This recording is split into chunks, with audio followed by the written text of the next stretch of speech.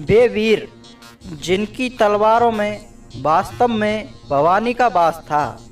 वे वीर जिनके नाम मात्र से ही दुश्मन थर थर कांपने लगते थे।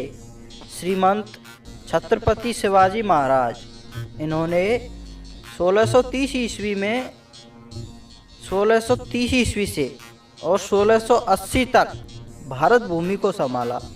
ये वीरों के वीर महान योद्धा सूरवीर थे। इनको हिंदू हृदयी कहकर सम्मान दिया जाता था। दादा से युद्ध कौशल और माता से वेद ज्ञान और संतों से मार्गदर्शन लेकर महाराज ने अखंड हिंदुस्तान में भगवे को बुलंदियों पर ले जाने की हुंकार भरी थी। दक्षिण में ये शेर ही बैठा था, जिसके कारण किसी माइक के लाल में हिम्मत नहीं हुई कि मराठा देश में कोई विदेशी शत्रु कदम रख सके।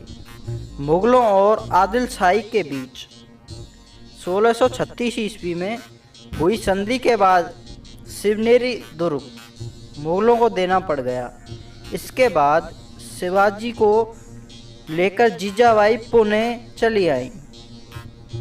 पुणे शिवाजी के पिताजी की जागीर थी, उनका ही एक हिस्सा था और दादाजी के नेतृत्व में शिवाजी ने प्रशासन के गुण सीखे और जागीर का कामकाज संभाला। 14 मई 1686 को शिवाजी का विवाह साईबाई निम्बालकर के साथ हुआ। इसके बाद उनके साथ विवाह का उल्लेख भी मिलता है, यानी शिवाजी के कुल 8 शादियां हुई थी।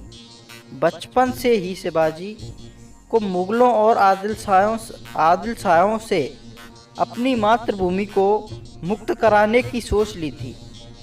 ये अखंड भारत में हिंदू स्वराज चाहते थे और वीरों ने इनका सपना भी पूरा किया। हमारे महाराज छापाकार युद्ध में माहिर थे। ऐसा कोई भी वीर नहीं था जो श्रीमंत को छापामार युद्ध में परास्त कर सके। हुकुम ने औरंगजेब को खूब सताया। वे वीर ही थे जिन्होंने औरंगजेब के दरबार में, ध्यान दीजिएगा कि वे वीर ही थे जिन्होंने औरंगजेब के दरबार में जाकर भरी सभा में मूंछों को ताप देते हुए औरंगजेब को विश्वासघाती और छल करने वाला बताया था।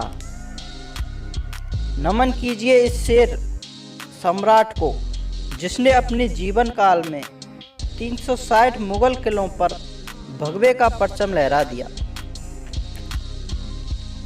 अब हम संभाजी महाराज उर्फ शेर का शावक, इन्होंने 1657 से 1689 तक भारत भूमि को संभाला। खून में गर्मी, ध्यान दीजिएगा कि खून में गर्मी, आवाज में जोश, तलवार की गूंज और ऊंचे तेवर होना तो लाजमी ही था, क्योंकि वीर श्रीमंत शिवाजी महाराज के पुत्र थे। तभी तो इनको शेर का शावक कह के सम्मान दिया गया। इनके गुस्से और गर्म तेवर को संभालने का काम पंडित कलश किया करते थे, जो इनके परम मित्र भी थे। वीरों के वीर संभाजी महाराज ने 1680 में बुरहानपुर पर धावा बोला था। बुरहानपुर में मराठा हिंद सेना कहर बनकर टूट पड़ी। हजारों मुगलों को मार डाला और किलों पर अपना अधिकार में ले लिया। सभी किलों को अपने अधिकार में ले लिया। यहीं से ये बांग्लादेश की तरफ निकल पड़े, जहां मुगलों को अपनी तलवार की धार से विपरिचित करवाया। मुगलों के लिए संभाजी महाराज काल का दूसरा नाम थे। जब पुर्तगालियों ने मुगलों से हाथ मिलाया, जब इसकी खबर संभाजी महाराज को मिली, तो संभाजी महाराज ने 1683 में गोवा में कहर मचा दिया।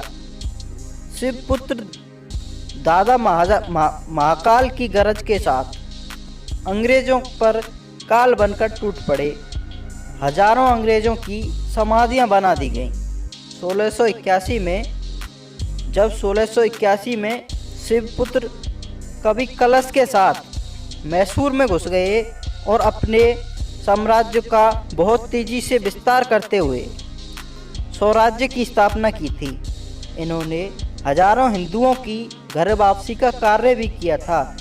इन्होंने अपने जीवन काल में 120 लड़ाइयाँ लड़ी थी। ध्यान दीजिएगा कि इन्होंने अपने संपूर्ण जीवन काल में 120 लड़ाई लड़ी और सभी में अपनी जीत दर्ज की थी। संभाजी महाराज ने औरंगजेब को अंत तक परेशान करके खूब घुमाया और इनसे निपटने के लिए औरंगजेब दक्षिण अभियान पर महाराष्ट्र आ गया। तभी से उत्तर भारत के राजपूत राजा मुगल सेना के खिलाफ खड़े हो गए और लगभग उत्तर भारत में स्वराज्य की स्थापना हो गई। यही संभाजी महाराज चाहते थे कि औरंगजेब किसी भी तरह उत्तर भारत से दक्षिण भारत की तरफ आए और उत्तर भारत के राजपूत स्वराज्य की स्थापना करें। ये राजनीति नहीं, संभा नीति थी। नमन है ऐसे शेर के शावक को। और यदि आपको हमारी वीडियो अच्छी लगी तो हमें कमेंट सेक्शन में ज़रूर बताएं और हमारे YouTube चैनल अजब गजब कहानियों को सब्सक्राइब करना ना भूलें। धन्यवाद।